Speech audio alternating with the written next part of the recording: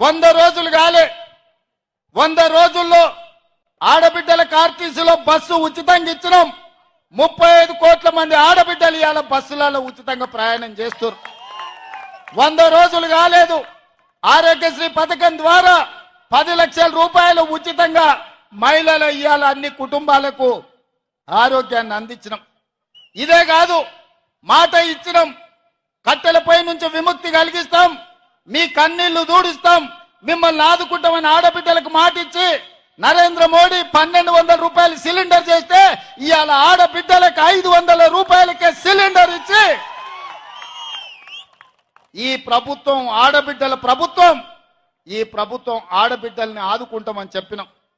స్వయం సహాయక సంఘాల గ్రూపులను 10 ఏళ్లు నిండా ముంచి ఆడబిడ్డల ఆత్మగౌరవం దెబ్బతీస్తే వందలాది కోట్ల రూపాయలు స్వయం సహాయక సంఘాలకు అందించి పరేడ్ గ్రౌండ్ లో 1,00,000 మంది ఆడబిడ్డలతో కదము దొక్కి ఆడబిడ్డలతో ఆదుకున్న ప్రభుత్వం మా ప్రభుత్వం.